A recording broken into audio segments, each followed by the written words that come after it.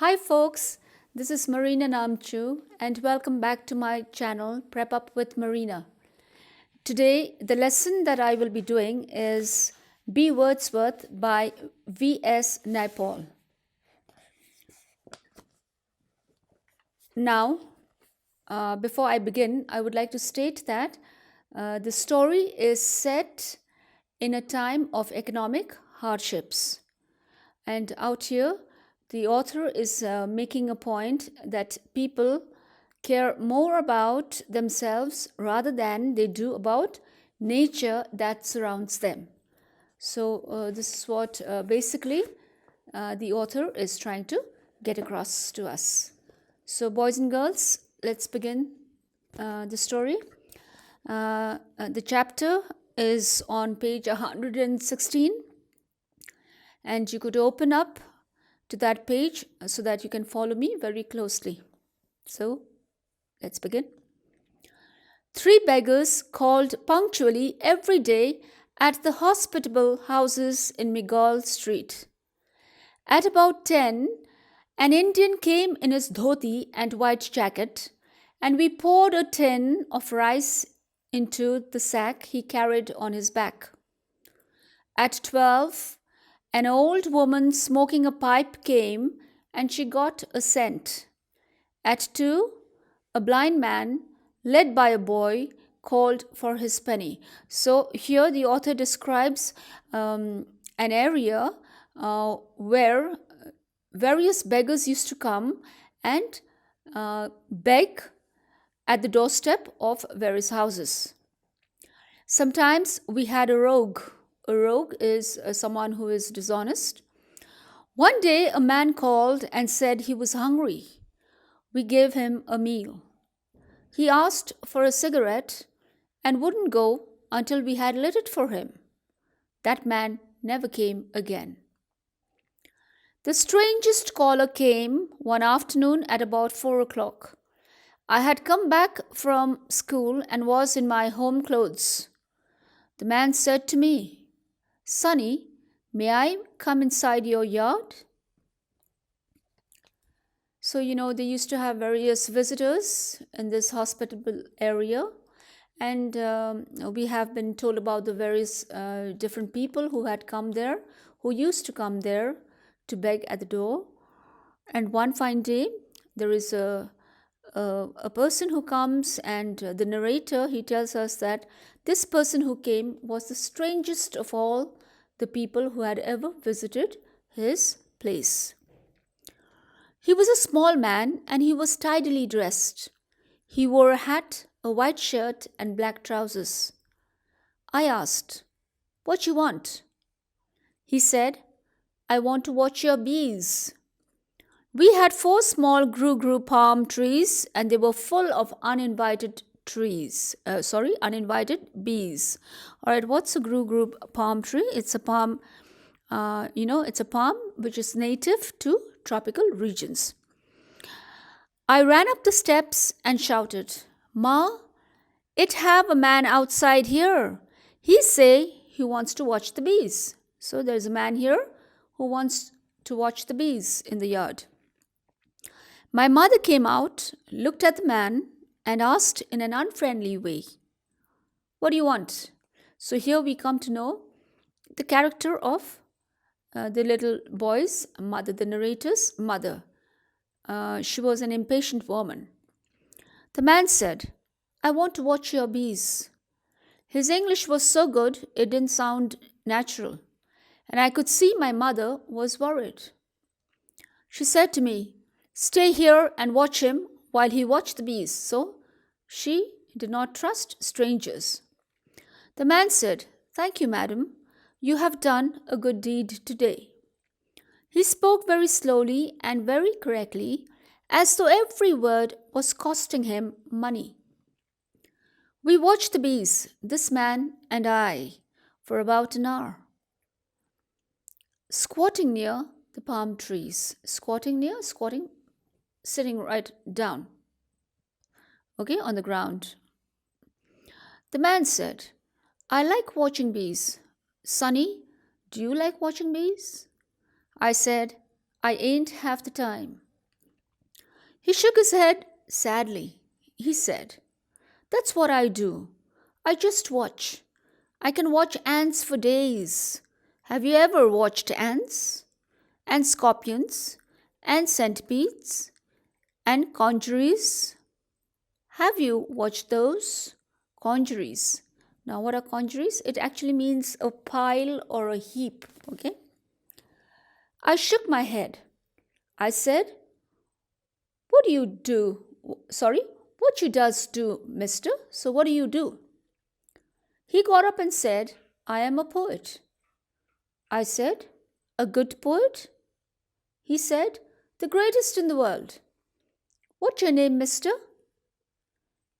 So the little boy or the narrator asked the stranger what was his name. And he answered, "B. Wordsworth." B for Bill? Black. Black Wordsworth. White Wordsworth was my brother. So he's comparing, he's saying White Wordsworth, he's comparing him to William Wordsworth. "We share one heart. I can watch a small flower like the morning glory and cry." I said, "Why you does cry?" "Why, boy, why?" "You will know when you grow up. You're a poet too, And when you're a poet, you can cry for everything." So actually he's wishing to, just get across this message to the narrator that he is a wonderful poet. I couldn't laugh. He said, "You like your mother?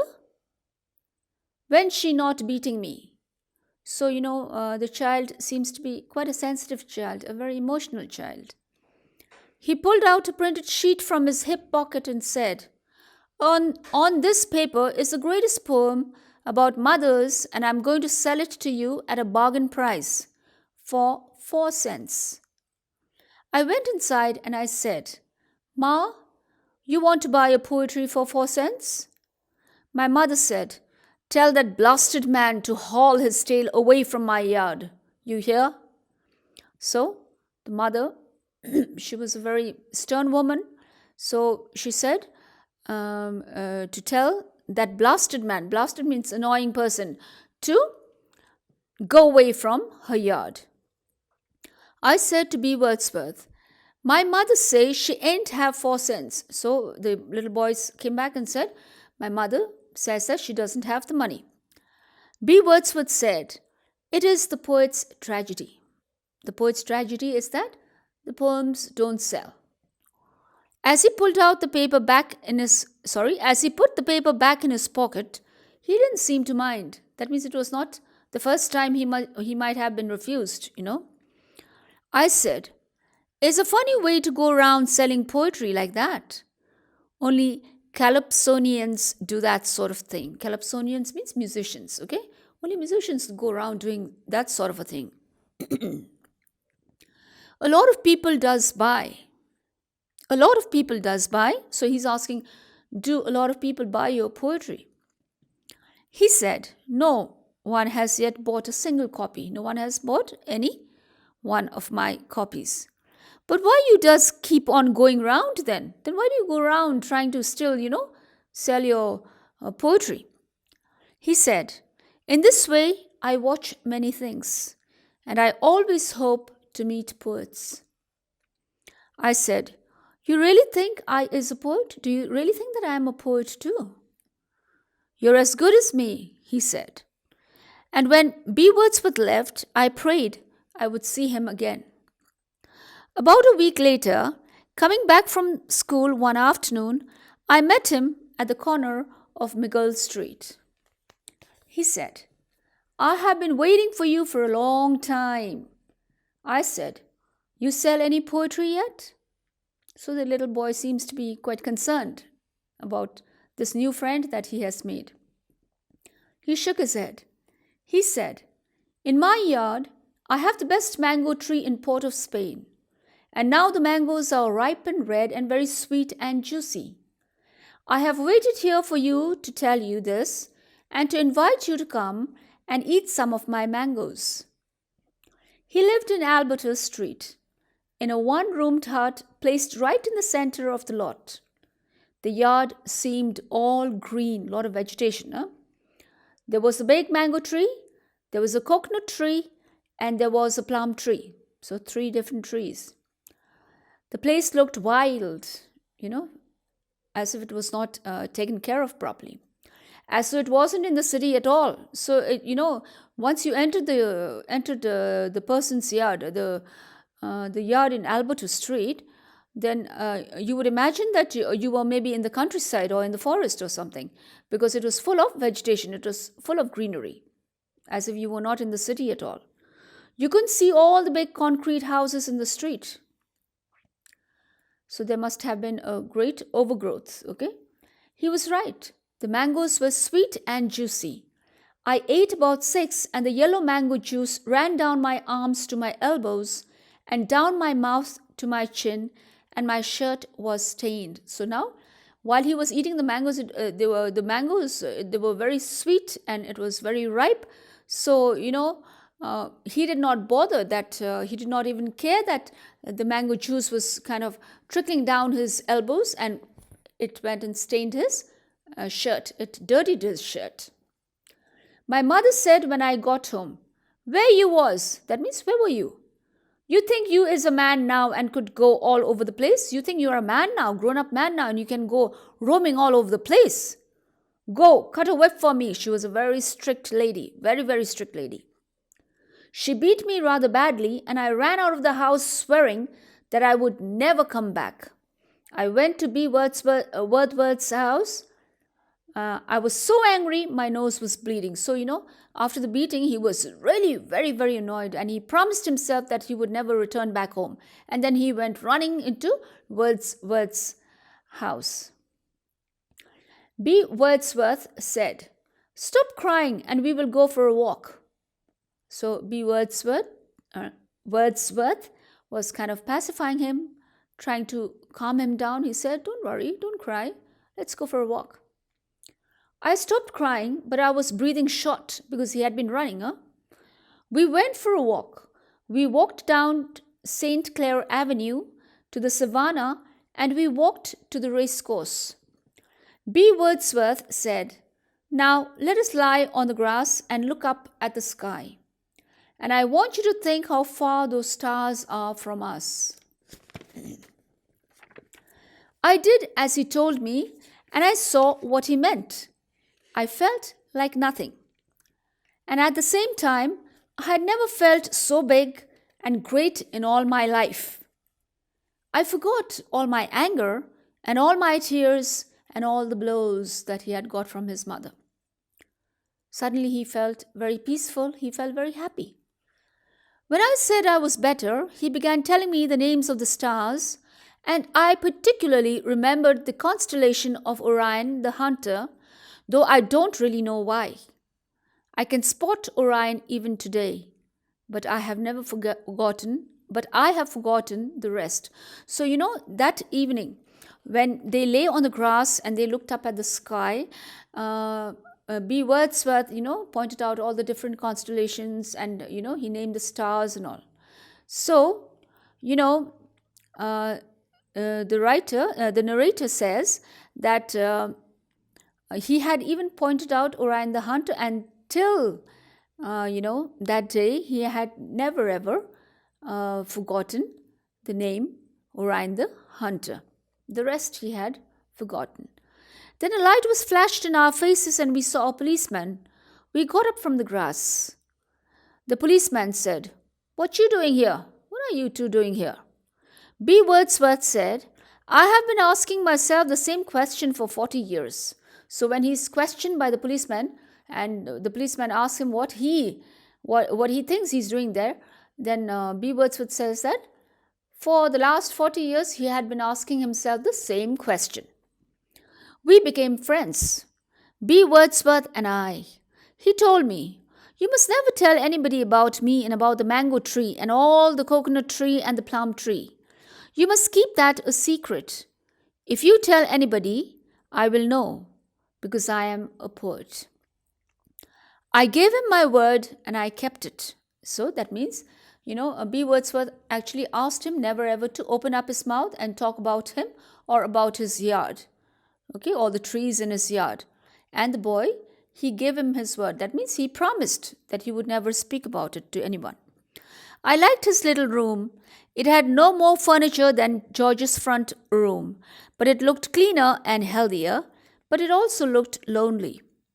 One day I asked him, Mr. Wordsworth, why you does keep all this bush in your yard? Why don't you cut them? Why do you have all this, bushes growing around you?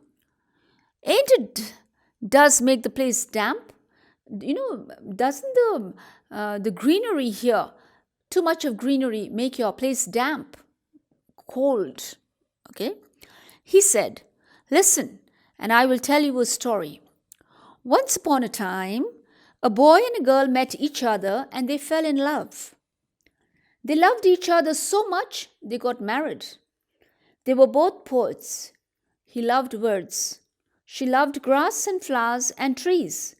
They lived happily in a single room, and then one day the girl poet said to the boy poet, we are going to have another poet in the family. But this poet was never born, because the girl died and the young poet died with her inside her. And the girl's husband was very sad, and he said he would never touch a thing in the girl's garden.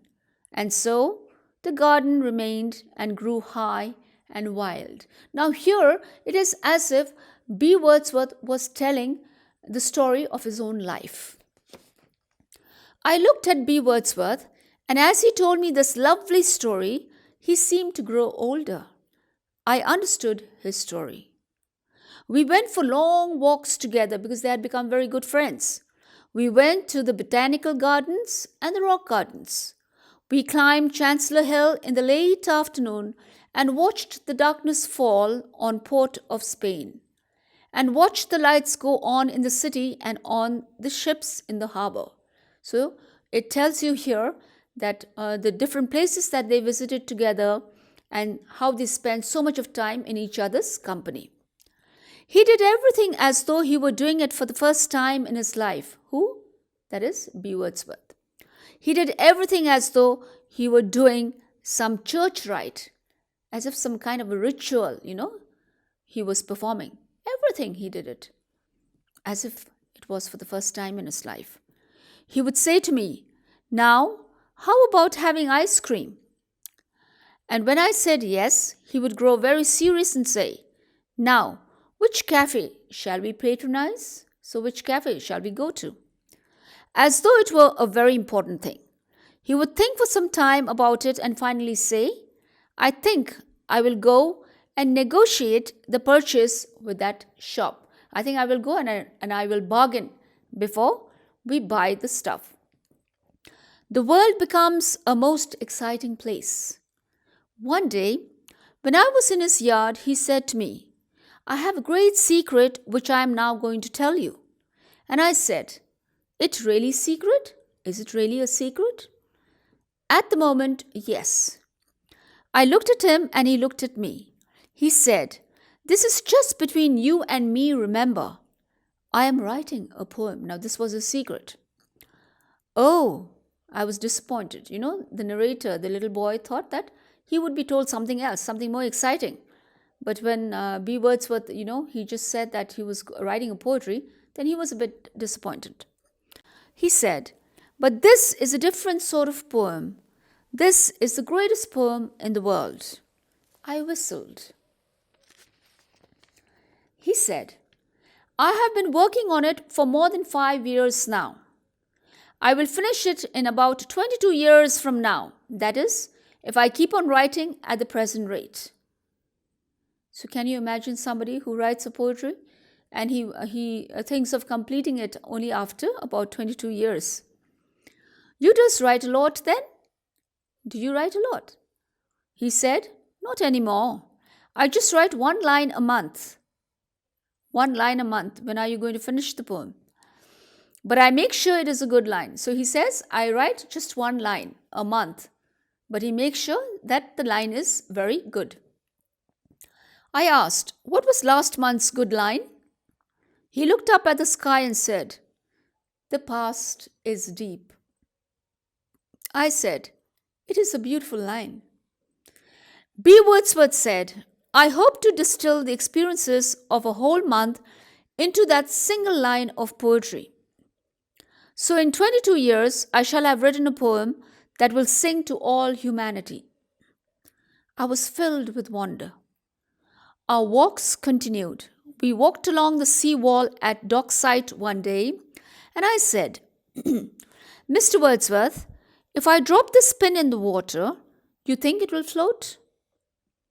He said, This is a strange world. Drop your pin and let us see what will happen. The pin sank. I said, How is the poem this month? But he never told me any other line. He merely said, Oh, it comes, it comes. Or we would sit on the sea wall and watch the liners come into the harbor. Liners means those big ships. Sorry.